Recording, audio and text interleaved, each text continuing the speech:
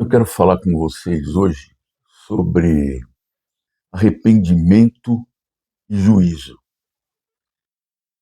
E para isso a gente vai falar de uma história de Nínive. A gente já comentou aqui, eu não sei quantos de vocês já ouviram falar de Nínive. Lembra do Jonas? Aquele que foi engolido por um grande peixe. Lembra dele? Isso está no livro de Jonas e vai até o livro do profeta Naum.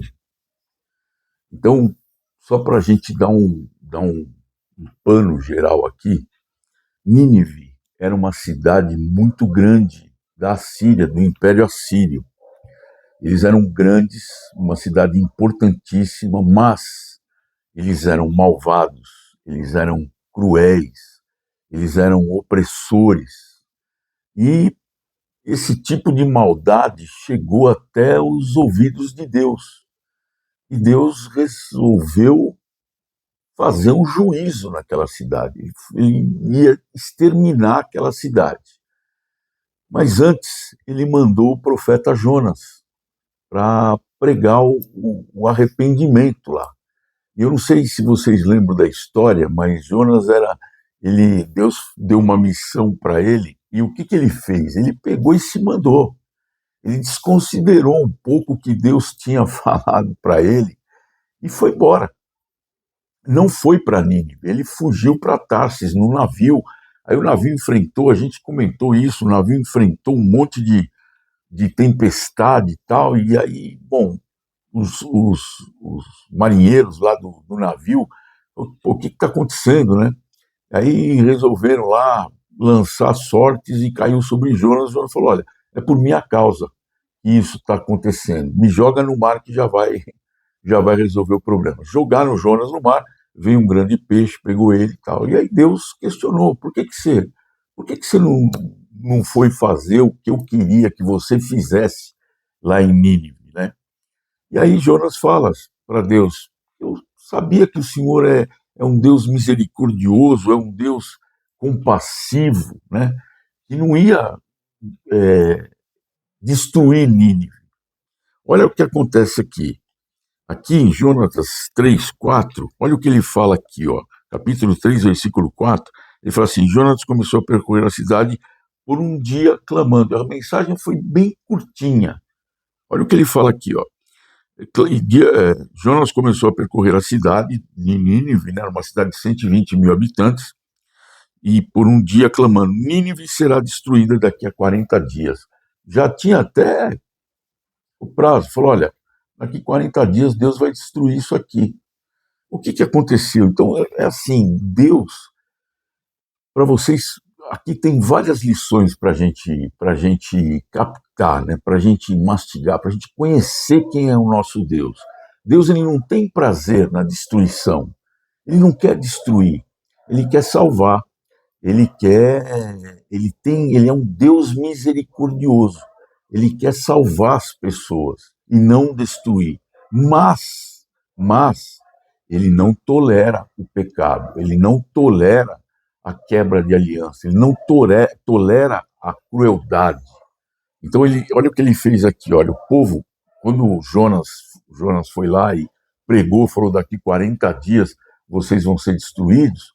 Opa, o povo, isso, espera um pouco, se é um cara de Deus que está falando isso, vamos orar aqui, vamos ver o que está acontecendo. E o que aconteceu? Eles oraram, eles jejuaram e eles se arrependeram. E o que aconteceu? A cidade foi poupada. Deus não destruiu a cidade. Por quê? Porque eles se arrependeram e eles creram em Deus. Olha que panorama que aconteceu lá. Deus ia dizimar aquela cidade como dizimou Sodoma e Gomorra. Aí, Jonas, ele não queria que Deus perdoasse. Ele queria que Deus acabasse com aquela cidade, porque ele via as coisas ruins que aquele povo fazia, que aquele governo, que aquele império fazia com o povo. Eram opressores. Quem era inimigo deles, eles usavam uma coisa que começaram a praticar lá na Síria, eles empalavam os seus inimigos. Sabe o que é empalavam? Empalar significa, não é empalhar, né? Quando morre um animal, as pessoas empalham os animais. Não. Empalar significa o seguinte: eles enfiavam uma coisa muito pontiaguda, uma madeira talvez, nos homens enfiavam pelo ânus e nas mulheres pela vagina, mas eles tinham uma técnica, eles poupavam órgãos vitais, para que a pessoa ficasse em tremendo sofrimento até morrer. Olha a maldade e a crueldade desse povo. Então Jonas via isso e queria que Deus exterminasse a cidade. Mas o que aconteceu? Eles acabaram, é, eles acabaram crendo e se arrependeram. Olha o que fala aqui em Jonas 4:2. O que ele pensava? Então orou o Senhor e disse: Ah, Senhor, não foi isso que eu disse quando ainda estava na minha terra? Ele estava na terra, Deus mandou ele para Nínive, né? Por isso é que eu fugi depressa para Tarsis. Ele pegou o navio e foi para lá. Pois sabia que és Deus compassivo e misericordioso, e cheio de amor, e se arrepende do mal. Então Jonas queria justiça, mas Deus queria o quê? Oferecer misericórdia. Deus é longânimo, Deus é compassivo, Deus é amoroso, Deus é bondoso, Deus é bom. Mas Jonas queria que ele destruísse. Então, muitas vezes a gente quer que Deus destrua a maldade. A gente fala: Senhor, a terra está tão ruim, o mundo está tão ruim, tem tanta perversidade, tem tanta criminalidade, tem tanta injustiça, tanta opressão.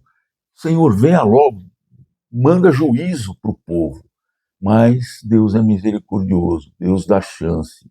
Deus ele vai lá, avisa, olha, se arrepende.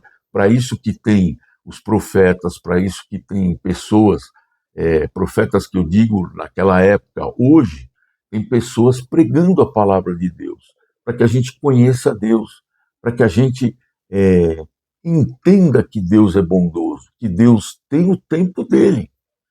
Embora ele seja misericordioso, ele não tolera o pecado. Ele vai lá, ele vai avisando, manda aqui, manda uma mensagem lá, fala uma coisa aqui, fala outra coisa lá, para ver se o povo acorda, para ver se o povo se arrepende. E é assim que começa. Então, Deus, ele é. Tem um texto em Lamentações que diz, que fala sobre a misericórdia de Deus. Jonas queria, olha aqui, ó, Jonas queria justiça, queria que Deus julgasse aquele povo, aqueles que consideram, aqueles que a gente considera mal. A gente vê pessoas más, pessoas que zombam de Deus, pessoas que fazem maldade, crueldade. A gente pode só ligar a televisão ou ver, às vezes na internet, você vê tanta maldade que tem no mundo. Mas acontece que Deus é misericordioso. A gente às vezes deseja o mal para as pessoas, mas a gente tem que se lembrar de que a gente depende dessa misericórdia. A gente depende dessa misericórdia todos os dias. E Romano diz que o salário do pecado é a morte. O salário do pecado é a morte, mas a graça de Deus, ela nos derrama a sua misericórdia. Olha o que fala em Lamentações. O livro de Lamentações é um livro que Jeremias escreveu. Ele diz assim, olha: o Senhor é bom para os que esperam nele, para aqueles que o buscam. Bom é aguardar a salvação do Senhor. E isso em silêncio. Bom para o homem suportar o jugo da sua mocidade. Olha o que ele fala aqui mais. As misericórdias do Senhor são a causa de nós não sermos consumidos, porque as suas misericórdias não têm fim e renovam-se a cada manhã. A gente depende da misericórdia de Deus todos os dias. Todos os dias. E a graça nos é dada todos os dias. Não é assim: ô Senhor, então me dê graça até o final dos meus dias. Não, me dá um montão de graça para eu usando dessa graça todo dia. Não, a graça é dada todos os dias. Assim como as misericórdias de Deus se renovam a cada manhã. Então, aquilo que Jonas queria que Deus destruísse, que julgasse aquele povo cruel, malvado, Deus tinha misericórdia. Deus tem misericórdia, as misericórdias dele se renovam a cada manhã. Então, quando a gente pensar em alguma coisa assim, puxa vida, né? Que mundo cruel, que aquela pessoa fez tal coisa para aquelas outras pessoas, ou fez uma maldade, lembre-se de que nós também dependemos dessa misericórdia. E a gente deve orar para Deus tocar o coração dessas pessoas que são ruins. Olha que lição que a gente tira, uma lição muito amarga isso. Porque às vezes a gente quer justiça, e é uma justiça, muitas vezes, que a gente às vezes até deseja a morte daqueles que estão nos prejudicando, ou que estão prejudicando as pessoas mais humildes, mais oprimidas, ou que fazem injustiças para determinadas pessoas. Mas lembre-se, nós dependemos também da misericórdia de Deus. O que aconteceu então? Legal, Nínive foi poupada. Se você encerrar o livro de Jonas, é um livro curtinho, tem 4 capítulos só, Nínive foi poupada. Aí a Bíblia continua relatando os seus atos, os seus fatos aqui, e aí veio o profeta Miqueias, e logo depois vem o profeta Naum. Então é Jonas, Miqueias, Naum. Aí vem o profeta Naum. E o que aconteceu? O tempo passou. Jonatas pregou para Nínive e a cidade se arrependeu. Só que as gerações passaram. E o que aconteceu? Nínive voltou com a carga total, com a maldade total. Mais uma lição para a gente aprender aqui. Às vezes não, né? Muitas vezes você nasce numa determinada religião. Você meio que herda aquela religião sem se perguntar por que você herdou aquilo. O que é aquela religião? O que trata aquela religião? Quem é o líder daquela religião? O que essa religião fala acerca de Deus? E será que o que ela fala acerca de Deus é verdade? Para a gente saber se é verdade, a gente tem que o quê? Conhecer a palavra. Já falei algumas vezes aqui. A Bíblia não contém a palavra de Deus, ela é a palavra de Deus. Um dia, uma pessoa perguntou para mim assim: será que tudo que está escrito na Bíblia é verdade? É a verdade absoluta, é fé. Lembra que eu falei? A fé é a certeza de coisas que se esperam e a convicção de fatos que se não veem. Qual é a certeza das coisas que se esperam? É a salvação em Cristo Jesus. Ele prometeu a salvação para nós. Ele não prometeu que ele vai te dar riqueza, que ele vai te dar longevidade, que ele vai te dar saúde, que você não vai ter nunca mais problemas. Ele não prometeu isso. Ele prometeu a salvação em Cristo Jesus. Ele prometeu que agora você pertence ao reino dele, que foi instaurado assim que ele ressuscitou e foi assunto ao céu. E ele prometeu que você vai estar com ele quando ele voltar. E mesmo quando você morrer, lembra do ladrão na cruz? O ladrão tinha 2 ladrões, um do lado do outro, e um falou para o outro, ficava menosprezando, desce da cruz, salva-te a ti mesmo e a nós também. Aí o outro ladrão falou, mas nós estamos aqui porque nós merecemos esse castigo. Agora ele não, ele é justo. Aí ele virou para Jesus e falou o quê? Jesus, lembra-te de mim quando entrares no teu reino. E o que Jesus falou para o ladrão? Falou, hoje mesmo estarás comigo no paraíso. Meu Deus do céu, olha, até me arrepia isso, até me arrepia. Essas foram as promessas de Deus. Então ele não prometeu nada além daquilo. Então a certeza de coisas que se esperam e outras coisas mais. Quer dizer, se Deus, ele vai estar sempre com você. Jesus, ele não prometeu te livrar da tempestade, mas quando você estiver enfrentando uma tempestade, ele vai estar com você, vai estar com a mão dele na sua mão, te carregando, passando junto pelas tempestades da vida que muitas vezes a gente enfrenta. É isso que ele prometeu. as coisas que se esperam. E a convicção de fatos que se não veem? Você viu Jesus crucificado? Não. Você viu Adão e Eva? Não. Você viu Moisés libertando o povo do Egito? Não. Você viu o povo os judeus atravessando o Mar Vermelho? Não. Então, essa é a convicção de fatos que se não veem. E por que você crê nisso? Aí vem a fé. Porque está escrito na palavra de Deus, que é a verdade absoluta, onde Jesus fala: eu sou o caminho, a verdade e a vida. Ninguém vem ao Pai senão por mim.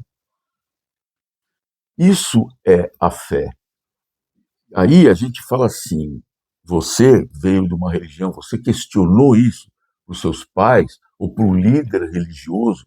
Isso aconteceu comigo. Eu vim de uma religião, eu sofri um acidente muito sério em 84, eu quase morri no acidente, quase morri depois. Eu tive muitos ossos quebrados, o meu baço quebrou e eu tive uma hemorragia, né? O baço deu ruptura em 2 tempos, né? É quando ele racha e depois ele quebra. E aí é o seguinte, quando eu saí dessa, a primeira coisa que eu fiz foi falar com o líder da minha religião, o que estava acontecendo.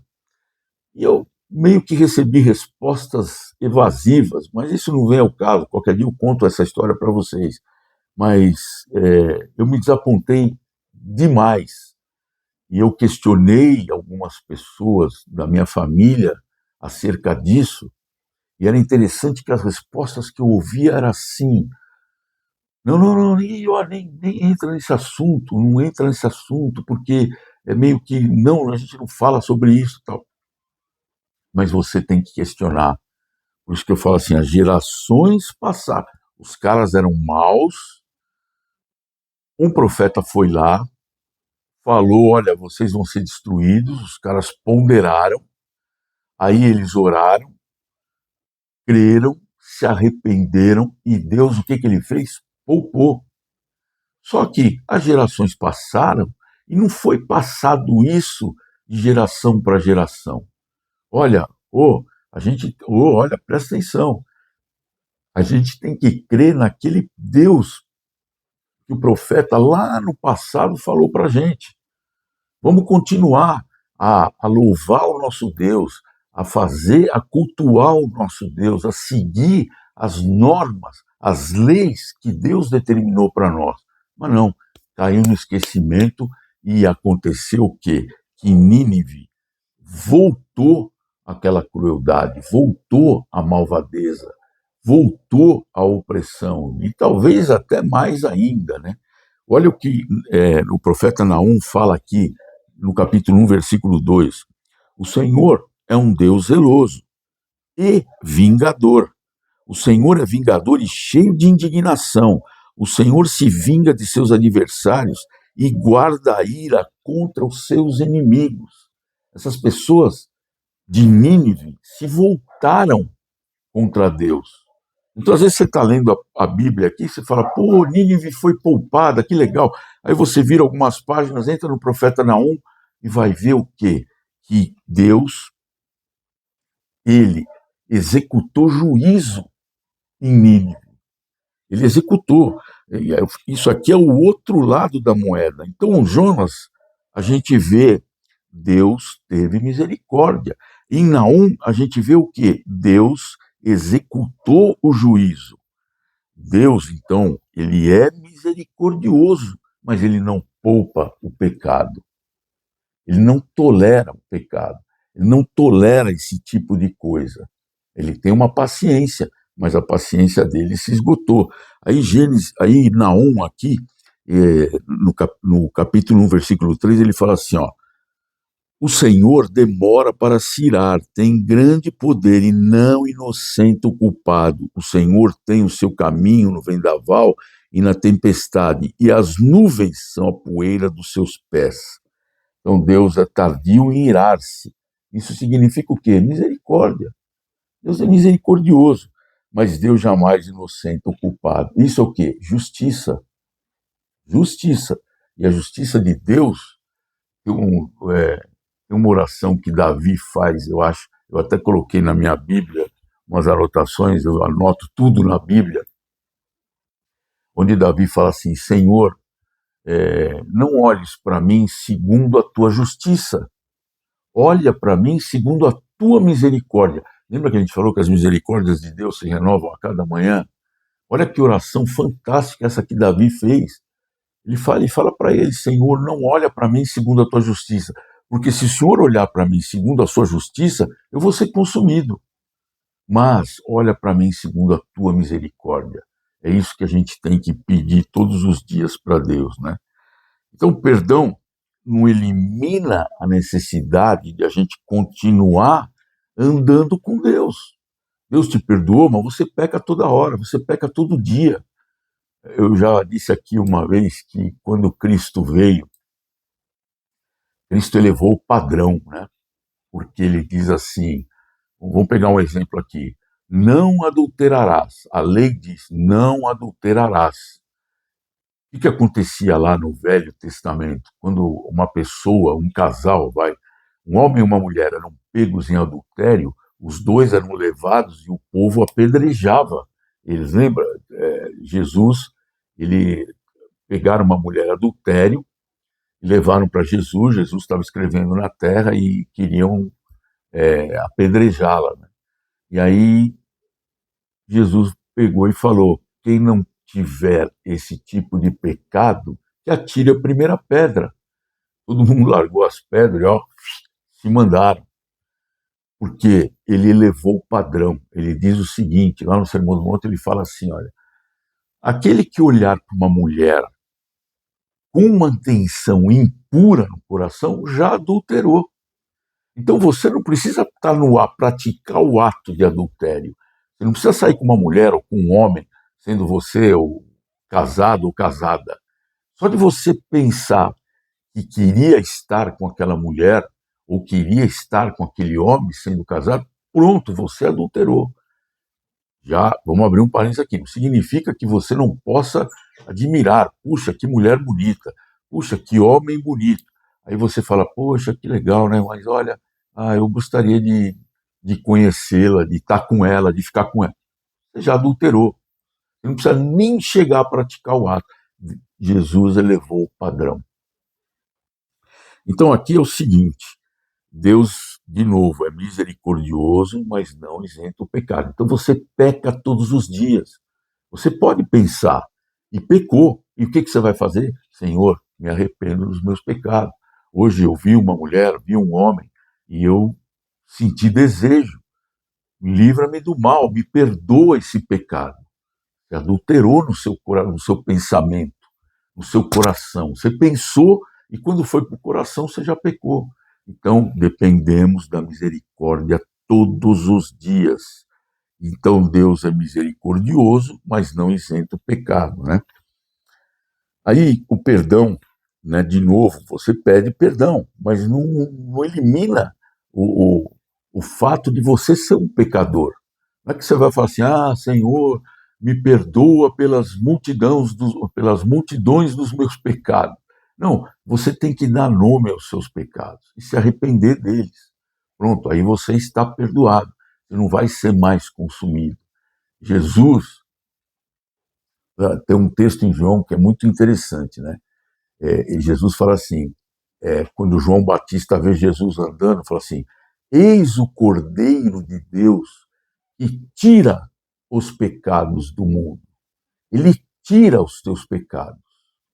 Lá no Velho Testamento, que nem aqui a gente está lendo em Naum, em Jonas, tal, o pecado era coberto com sangue. Eles tinham que fazer um holocausto, um sacrifício, dar um animalzinho para morrer no lugar deles. Agora, Jesus, ele veio, ele já morreu.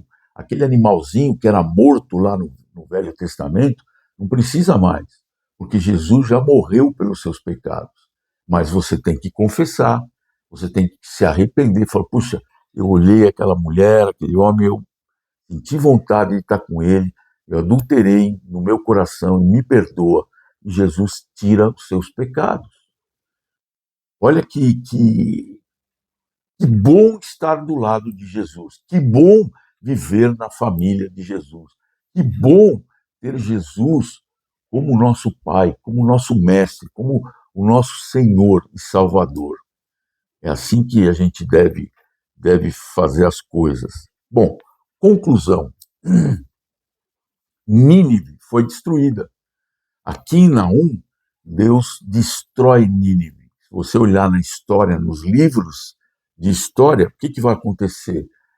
Você vai perceber que Nínive foi destruída em 612 a.C. E aí fica uma grande lição para nós. De novo, eu falei aqui já no outro dia, os impérios passam. Então passou a Síria, passou a Babilônia, passou a Médio-Persa, passou a Grécia, passou Roma. Todos esses impérios caíram. Não existem mais. O Egito, que era poderoso, não tem mais poder. Então, a gente tem que pensar nisso. E outra, aqueles homens que hoje estão no poder, muitas vezes praticam o mal. A gente viu agora os governantes do Irã que faziam barbaridades também, cometiam barbaridades. Acharam eles na Rússia, eles estavam fugindo, acho que é o Bashar al-Assad, né? Eles estavam na Rússia escondidos, foram achados e foram condenados à morte. Então, temos que lembrar que todos esses governantes estão sob a soberania de Deus. Não adianta se esconder de Deus. Não adianta se esconder de Deus. Deus não vai inocentar o pecado. Então, para a gente concluir, queria que esse estudo fosse mais rápido.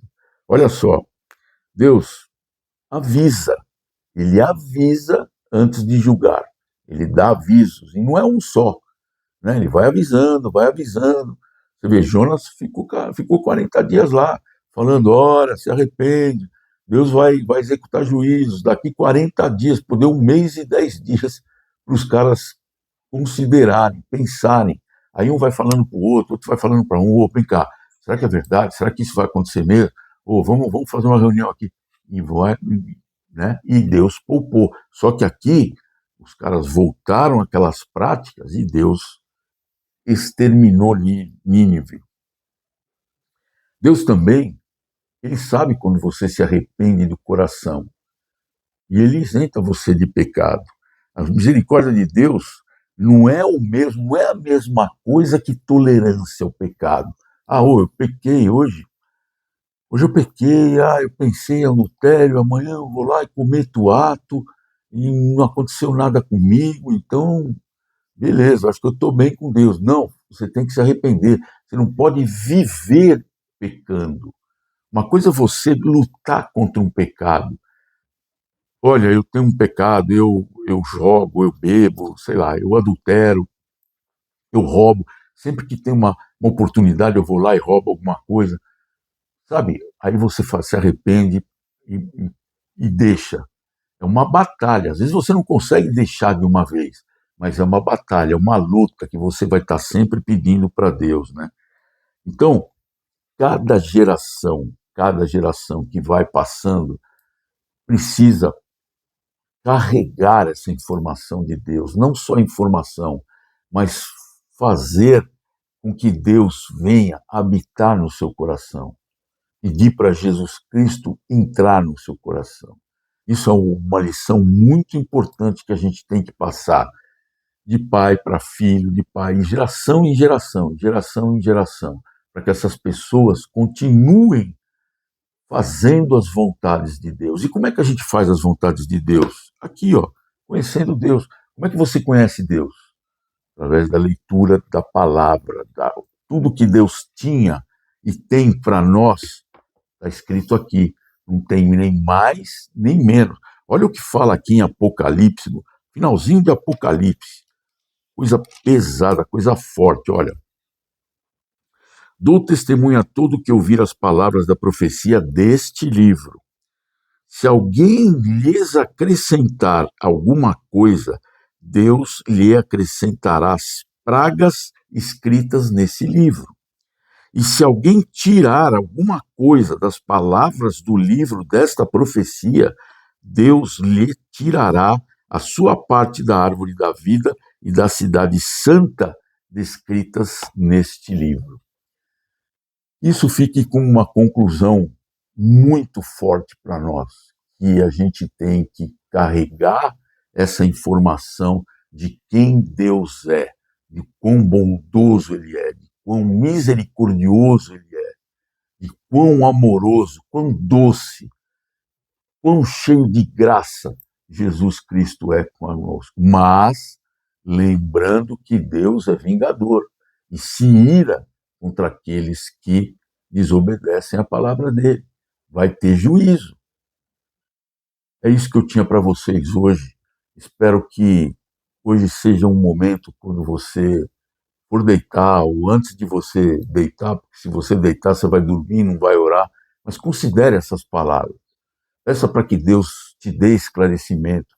Vá conversar com os seus familiares, dos quais você herdou a sua religião. Eu herdei uma religião, eu nasci dentro de uma religião, mas por alguma razão Deus me escolheu, que aqui diz que não é você, não há um justo sequer, a palavra dele diz. Não há quem busque a Deus, é Deus que busca você. Então, se você está aqui gastando esse tempo, investindo esse tempo, ouvindo a palavra, é porque Deus tem algum propósito na sua vida.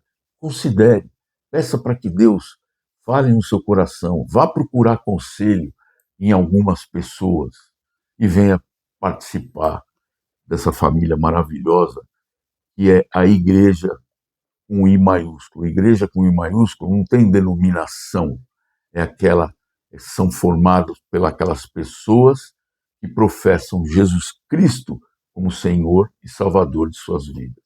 Tá bom? E é no nome precioso e santo do nosso Filho, Jesus Cristo amado, que eu peço para que Ele abra os seus corações. Amém, Senhor.